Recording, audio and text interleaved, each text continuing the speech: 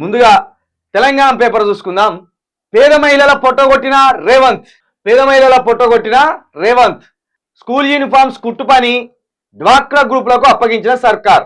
వాళ్ళ ముసుగులో ప్రైవేట్ ఏజెన్సీలకు ప్రభుత్వంపై మండిపడుతున్న కుట్టు పని కార్మికులు. పక్క రాష్ట్రాలకు తరలిపోతున్న మన కార్మికుల ఉపాధి. మంత్రి సీతక్క హస్తం ఉందని కార్మికుల అనుమానం. అక్క చెల్లి అంటూ రోడ్డున పడేశారని సీఎం రేవంత్ పై ఆగ్రహం. కుట్టు పని వాళ్ళ జీవనాధారం. సుమారు 2 లక్షల మంది జీవనం సాగిస్తున్నారు. స్కూల్ యూనిఫామ్స్ కుట్టడంతో వారికి ఏటా పెద్ద ఎత్తున పని కలుగుతుంది. ప్రభుత్వ పాఠశాలలు, ఇంటర్ కాలేజీలకు యూనిఫామ్స్ కుట్టిస్తుంటారు. అయితే ప్రభుత్వం మారిన తర్వాత వాళ్ళ జీవితాలు కూడా తలకిందులు అవుతాయని అస్సలు ఊహించలేదు. యూనిఫామ్స్ కుట్టు పని కాంట్రాక్టును ప్రభుత్వం ఈ ఏడాది డ్వాక్రా గ్రూపులకు అప్పగిస్తూ నిర్ణయం తీసుకుంది.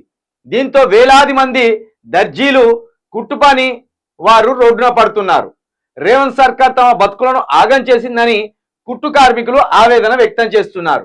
మంత్రి సీతక్క తనకు అనుకూలమైన వారికి కాంట్రాక్టులను అప్పగిస్తున్నారని అనుమానాలు వ్యక్తం చేశారు. విచారణ చేయించాలని డిమాండ్ చేస్తున్నారు. మన ఊర్లలో ఏమంటారు వీళ్ళను, మన మేరోళ్ళు అంటారు. ఈ కుడతారు కదా, బట్టలు కుడతారు కదా, మన మేరోళ్లకు ఇచ్చేదట గత ప్రభుత్వం, వాళ్ళకే ఇచ్చేదట ఈ కుట్టు పని. స్కూల్ యూనిఫామ్లు కావచ్చు, కాలేజ్ యూనిఫామ్లు కావచ్చు, కుట్టే పని వాళ్ళకి ఇచ్చేదట. అయితే రేవంత్ రెడ్డి సర్కార్ వచ్చి ఏం చేసింది, గంపగుత్త డాక్రా గ్రూపులకు అప్పగిస్తూ తీసుకున్నది నిర్ణయం. దీనివల్ల కుట్టేటోళ్ళు ఆగమైపోయిన్లు, డాక్రా గ్రూపులకి వచ్చింది. అయితే ఈ డాక్రా గ్రూపులు వెనక ఎవరున్నారట, మంత్రి సీతక్క ఉన్నదట. సీతక్క మొన్ననే ఇసుక దందాలు దొరికితేవి, మొన్ననే నీ పిఏ ఇసుక దందాలు దొరికే, నిన్నటికి నిన్న ఆటో డ్రైవర్ల పొట్టగొచ్చే పని చేపిత్తివి పోలీసులతోటి.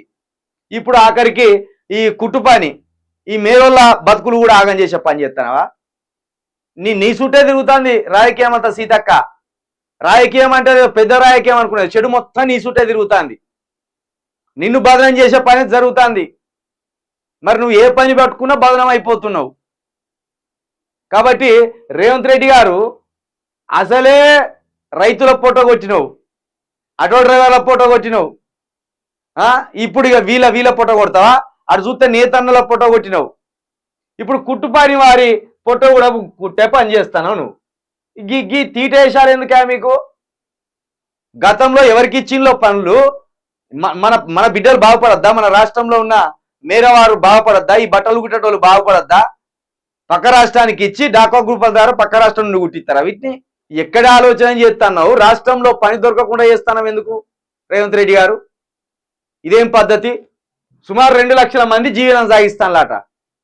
2 లక్షల మంది అంటే ఇంటికి ఇద్దరు వేసుకున్నా 4 లక్షల మంది అంటే 4 లక్షల మంది ఫోటో కొట్టినట్టే కదా నువ్వు. ఇది పద్ధతి కాదు రేవంత్ రెడ్డి గారు. ఇప్పటికే అక్క చెల్లె అని వరుసలు పెట్టుకుంటా బాగానే మీటింగ్లల్లా భావోద్వేగపూరితమైన ప్రసంగాలు బాగానే ఇస్తాను, కానీ ఈ పనులు మానుకోజరా. రాష్ట్రంలో ఉన్న ప్రజలకు ఇంత తిండి పెట్టి ఉపాధి కల్పించే పనులు చేయి. అంతేగాని రాష్ట్రంలో ఉన్న మనుషుల పొట్టగొచ్చి పక్క రాష్ట్రాలకు దోషిపెట్టే పని చేయకు జర.